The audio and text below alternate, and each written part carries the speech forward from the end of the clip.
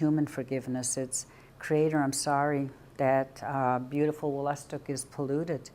I'm sorry that, you know, we have less natural playgrounds for our children. You know, so there's a whole lot to be sorry for. I'm sorry I don't hear as many bees like I used to, and you know, so it's forgiveness is beyond human forgiveness. Okay, and of course kindness. I think I don't know if New Brunswick does, but I thought they used to have a Be Kind Day, and everybody would buy a flower for somebody randomly.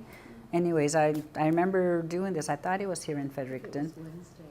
Yeah, I think it's what you do, right? You buy a dozen flowers or something, or even florists will just give them away, so you can give them to somebody. Head Start on Mountain Road is doing it on Wednesday. Okay, that's nice. Yeah, yeah. But even in schools, that would be a really nice thing to do, like do something for someone that you've never done before. You know what I mean, and stuff, without being asked. You know, so it's beyond us. Oh, here, have my chair. You know, or here, have my parking spot, you know, which is nice, but I have to pay that forward, you know, so I have to give somebody my space because somebody gave me their parking space, and that's how it works. It's paying it forward. And of course, patience, you know, as much as we want everything right now, as much as we want to heal right now, we can't do it. So we have to honor the process that it takes. And of course, on the, again, always remember we have 2 ears and 1 mouth. And so we listen more than we talk. Hard work. Now, this is a really good one because it's not working overtime. It's not working overtime. It's working beyond what's expected of you. You know, it's working beyond, like whatever your job is. And as I mentioned that before, professional healers, they have their doctor hours, you know, and stuff. And the difference between pipe carriers and what we call traditional healers, sometimes we're called on, you know, and it's good, like at the hospital when somebody is crossing over. And we go, you know, and stuff. And so, so it is hard work, but I don't think of it as a job.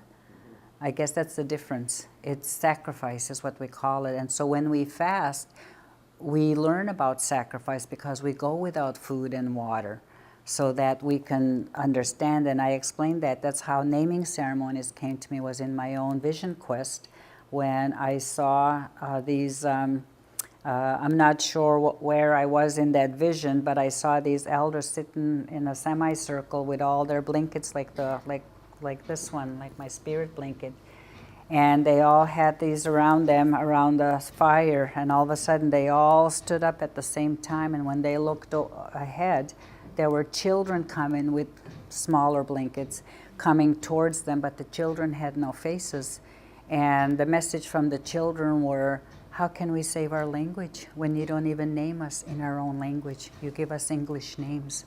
And so that's when I realized I had to do something. So I started with my own grandchildren. But I only had one out of the women that have given me grandchildren that was willing to take the Maliseet name and make it the first name. The other ones are like Austin Wajausen.